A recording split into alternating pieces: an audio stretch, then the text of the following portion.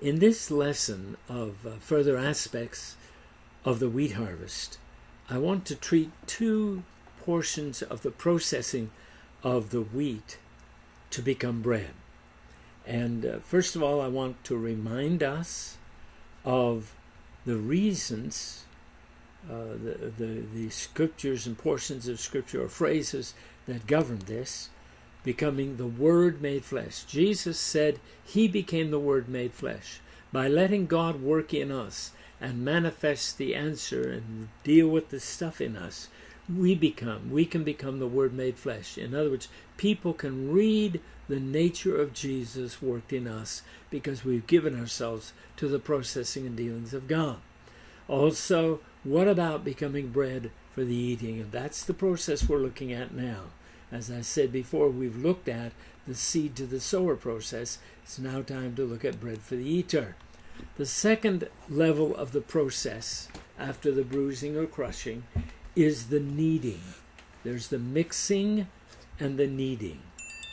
It's at this time that the kneading process, and that what the kneading does is it takes out the hot air. I mean, it takes all the excess air out of the dough. And we've looked at Jeremiah 18:4. Made over is speaking of the rising and the kneading process. Bread is mixed. Once it mixes and the yeast is in, it rises. What the yeast does is it produces, and the air activates. And so when there is a kneading, the air activated by the yeast is pressed out. And there is, that process of kneading is necessary for the bread. It mixes the ingredients together, it mixes the yeast throughout, and it prepares it. Then there's a time of rising or a resting time.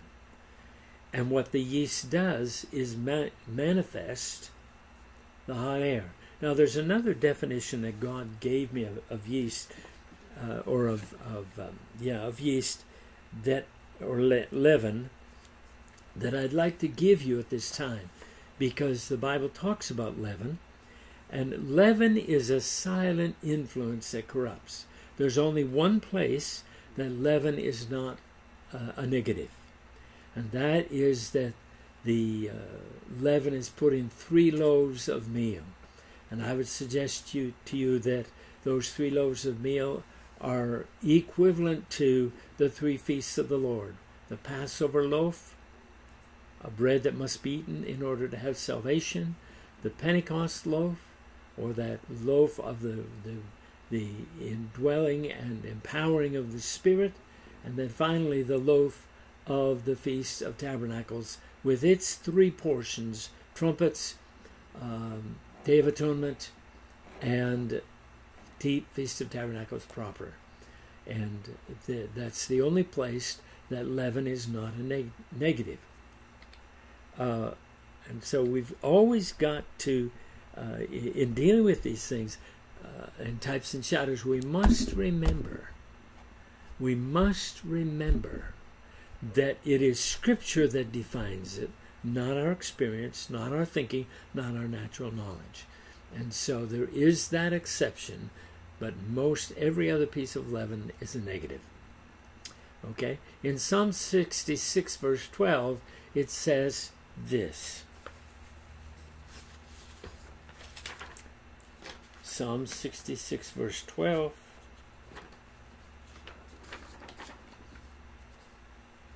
Says, "Thou hast caused men to ride over our heads. We went through the fire, we went through the water, but thou hast caused men to ride over our heads."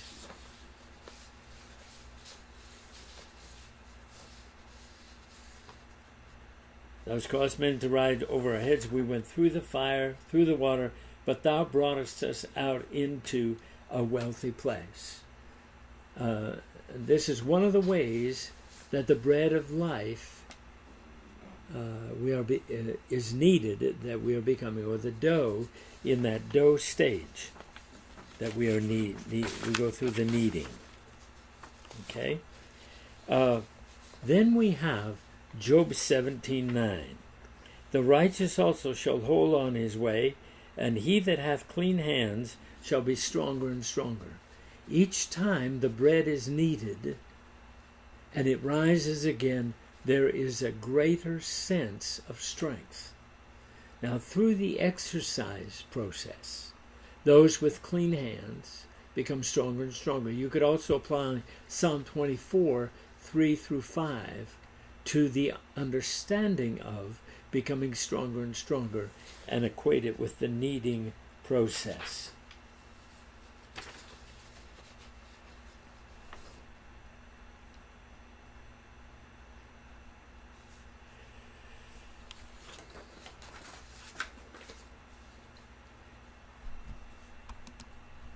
The next level of working the next level of working is walking through the fire.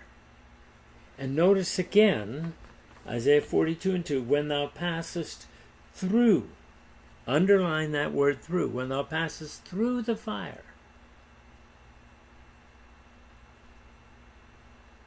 I will be with thee. Or when thou passest through the waters, I will be with thee, and through the rivers, they shall not overflow thee. You are going to have to go through. You're going to have to go through the waters. He'll be with you. Go through the fire or the rivers, they shall not overflow you. Which also indicates that there could be even flooding, but it will not overflow you. When thou walkest, not runnest, not flieth over, but when thou walkest through the fire, thou shalt not be burned, neither shall the flame kindle upon thee. There must be a going through the fire to consolidate or set the individual grains in their new form. Remember, bread is a staple of life. God is making a people who will be a staple of the kingdom dimensions. Then we go back again in this one as well to Psalm 66, verse 12. Thou hast caused men to ride over our head. We went through the fire, through the water, but thou broughtest us out into a wealthy place. These are the processings of God so that we can handle and will be good stewards of the wealth that comes at the end of the process. The emphasis is on the word through the fire, not that it is the fire.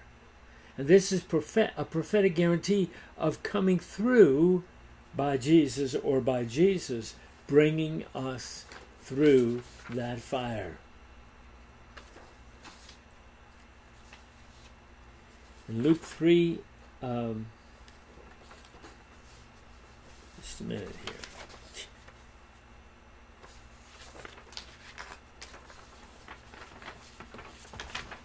Luke 3:16, and we talked about in the last, the baptism of fire. John, it's promised by John that we'll be baptized with the Holy Ghost and fire, Matthew 3:11. Please hear that. It's a promise. It's a baptism, and it's a fire that will not consume what God has done and God is doing in us. Everything in the Old Testament that could abide the fire was processed and purified by fire. By the very fact that God's saying we'll be baptized by fire means that we can go through, we can stand it, and we can be purified by it, but it will not consume what God has destined us to be. I hope you can hear this. These are portions of the process that God would bring us through, and we really need to hear it and let Him bring us through it. Here's our contact information. Dr. William J. Hurst, 1050 Constitution Park Boulevard, Rock Hill, South Carolina, 29732. To that address if you want to write me by snail mail and ask questions. That would be good. If you do not feel like you want to trust your contribution to the donate on the website, and you want to send a check, that address is where you send it.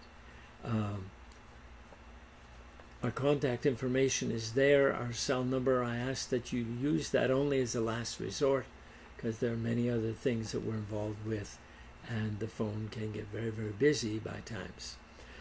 There you also see our website. Our website has courses that extend the understanding of these things that we're sharing with you briefly.